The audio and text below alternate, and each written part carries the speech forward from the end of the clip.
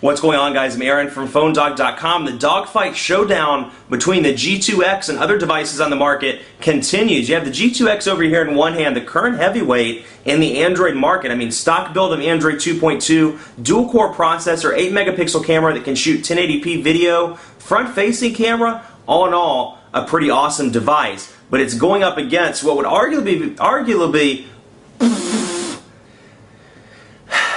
What's going on, guys? I'm Aaron from PhoneDog.com. The dogfights between the T-Mobile G2x and all the other devices on the market continue this week. Here it is, the T-Mobile G2x, what is arguably the best Android device on the market right now, at least one of the best Android devices on the market. Dual-core processor, 8-megapixel camera, front-facing camera. That 8-megapixel camera can shoot 1080p video. Android 2.2, a stock build of it nonetheless, and much more. It's a well-equipped device, does well in testing, and more, but it's going to go up against the device that's arguably one of the best smartphones on the market, even months after it came out, the Apple iPhone 4. Both awesome in their own right. 1 gigahertz, or rumored 1 gigahertz A4 chip over here, 5-megapixel camera, front-facing camera, and 3.5-inch display. Which one of these is the one to have? Who's going to win this dogfight if both are the best and only one can be the best? Well, that's pretty bad math, but one of these is going to come out on top. Which one will it be? Well, we'll find out. The full dogfight, T-Mobile G2x,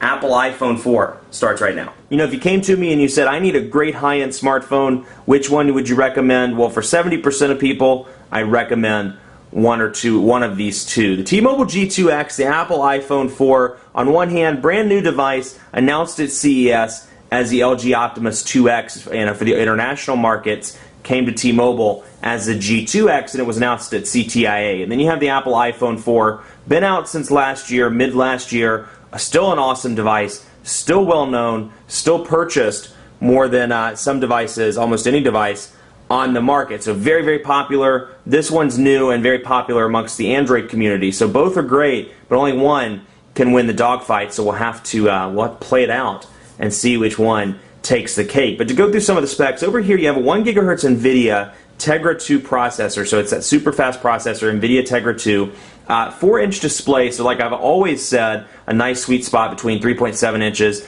and 4.3 inches. So 4-inch display, WVGA display, 8-megapixel camera on the back with 1080p video recording capabilities and a flash as well. And then you have up top your 3.5mm headphone jack, HDMI port, and then you have your power button, volume rocker over there on the right side, and then on the bottom you have your speaker, or two speakers, and your micro USB charging port, capacitive buttons at the bottom, and then you have that front-facing camera up there in the top right-hand corner. So very well-spec'd device, Android 2.2, and this is something that T-Mobile's done a really great job of when they bring these to the States from their international companions, if you will, or the international cousins. They make them stock Android. If you look at the G2, which was the Desire Z, in Europe, you know, the Desire Z had HTC Sense, the G2 had stock Android. Same thing here, it was running LG's custom user interface on the Optimus 2X. Now it's running stock Android 2.2, save for a few minor customizations.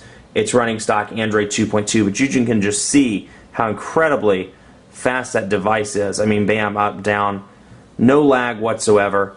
Very, very fast. Then you have the Apple iPhone 4, $199.99 at Verizon and at AT&T. This is the Verizon version we're using in the dogfight today, but of course it's available on AT&T as well on a 3G version. $199 for 16 gigabytes, $299 for 32 gigabytes. Available hopefully in the next couple of days in white as well. So it's running iOS 4, 3.5-inch display. It's running Apple's A4 chip, which is rumored to be, there's no full confirmation on this, but rumored to be 1 gigahertz, and that's a single core processor. And then you have a 5-megapixel camera on the back with HDR capabilities and this kind of beautiful form factor with a front-facing camera for FaceTime, you know, which is Apple's big thing. Now, one thing you'll notice, you look at the body differences here. You have the first of all, let me go through those. The volume rocker, you have the mute switch up there in the top left-hand corner, and then you have your 3.5mm headphone jack, your power button, your speakers, and your proprietary Apple charging port slash docking or slash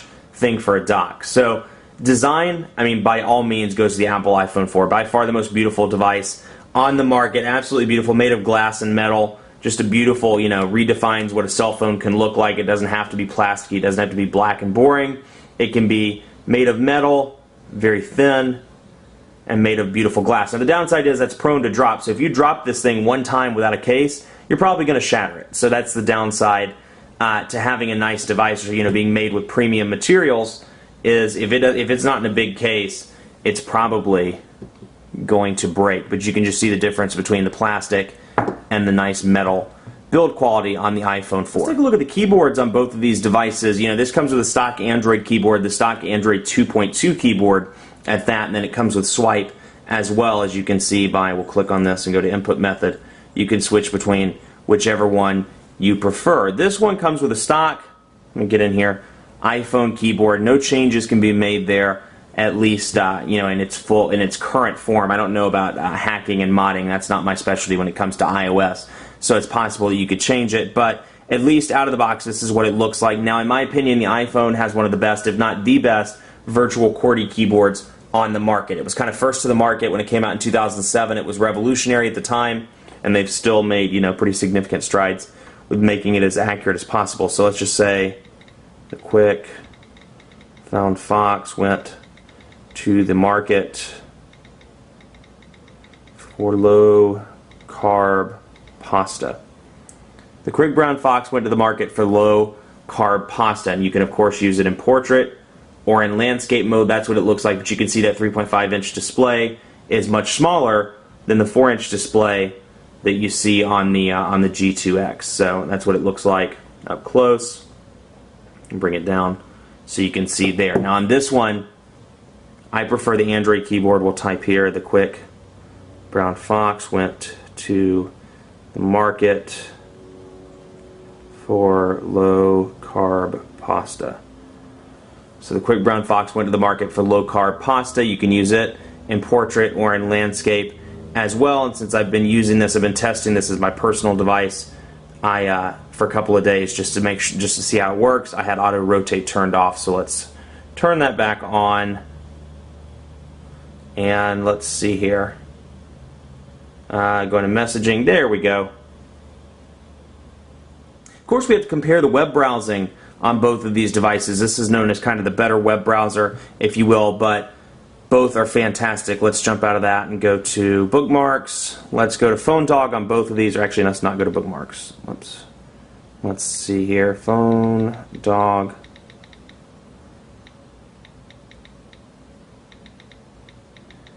.com, and then we'll see here, we'll do the same thing,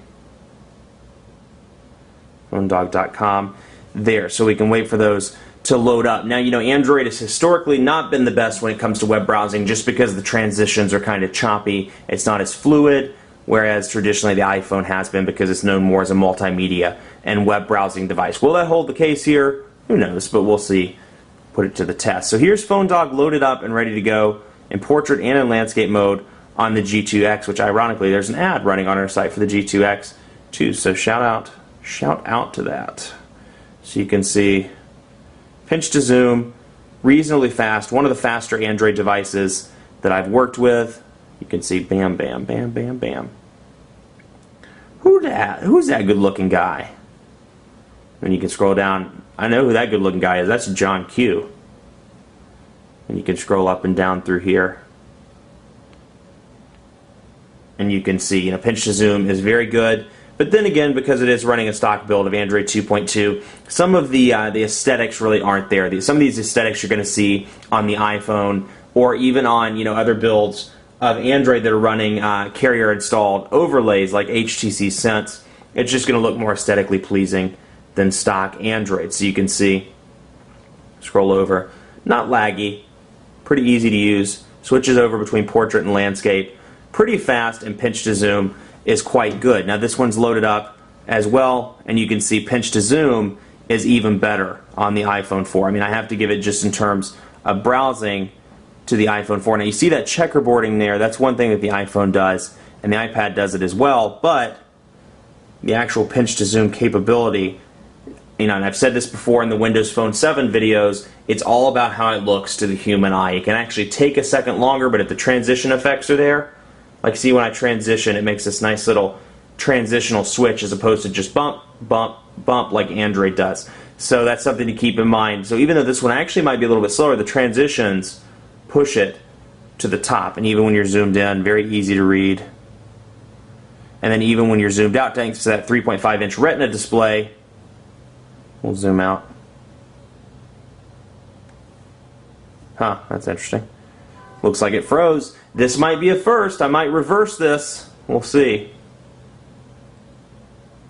Yep, it is official. I'm going to reverse what I just said and give the browser win to the T-Mobile G2. T-Mobile G2 wins because while it was a little bit stuttery on the pinch to zoom, that's just laggy and unacceptable. You can see it running right there, and you could see it responding way too late to my pinch, to my gestures. Now, one thing I will give it credit for, because this is a Retina display, even at its full zoomed out, you can almost make out most of the text on the screen just because this display is such a high resolution. So that's one thing that the iPhone has going for it. As for browser, I was going to give it to the iPhone 4, but it started acting up, so I'm going to give it to the G2X.